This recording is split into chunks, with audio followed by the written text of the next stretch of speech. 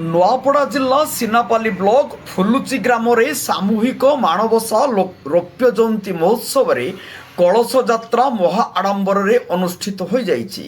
ଉକ୍ତ କଳସ ଯାତ୍ରାରେ ଗ୍ରାମର ଶତାଧିକ ମହିଳାମାନେ ଭାଗ ନେଇ ସ୍ଥାନୀୟ ପୋଖରୀରୁ କଳସରେ ପାଣି ଭରି ପୂର୍ଣ୍ଣ କଳସଟିକୁ ପୂଜା ମଣ୍ଡପରେ ସ୍ଥାପନ କରିଥିଲେ। ଏହି କଳସ ଯାତ୍ରାରେ ଜୟ ଜଗନ୍ନାଥ ଘଣ୍ଟ ବାଦ୍ୟ ଓ ହୁଳୁହୁଳି ହରିବୋଲ ଧ୍ୱନିରେ ଫୁଲୁଚି ଗାଁ କମ୍ପି ଉଠିଥିଲା। ଏହି ପୂଜା 10-12-24 ଠାରୁ 13-12-24 ପର୍ଯ୍ୟନ୍ତ ଚାଲୁ ରହିବ। ଉକ୍ତ ପୂଜାର କର୍ତ୍ତା ଭାବରେ ଓଁକାର ସିଂ ମାଝୀ ଓ ତାଙ୍କ ଧର୍ମପତ୍ନୀ ଗୋମତୀ ମାଝୀ ଦାୟିତ୍ୱ ତୁଲାଉଥିବା ବେଳେ ପୌରୋହିତ୍ୟ ରୀତିନୀତି ସହିତ ପୂଜାର୍ଚ୍ଚନା କରି ପୂଜାଟିକୁ ଆଗେଇ ନେଇଛନ୍ତି।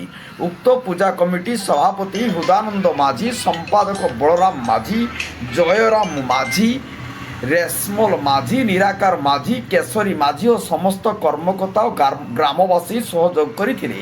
ଦର୍ଶକମାନଙ୍କ ପାଇଁ ପ୍ରତ୍ୟେକ ରାତ୍ରରେ ମନୋରଞ୍ଜନ କାର୍ଯ୍ୟକ୍ରମ ରଖାଯାଇଛି। ନୂଆପଡ଼ା ଜିଲ୍ଲାରୁ ପରମେଶ୍ୱର ମେହେରଙ୍କ ରିପୋର୍ଟ, ଜନତା ଏକ୍ସପ୍ରେସ।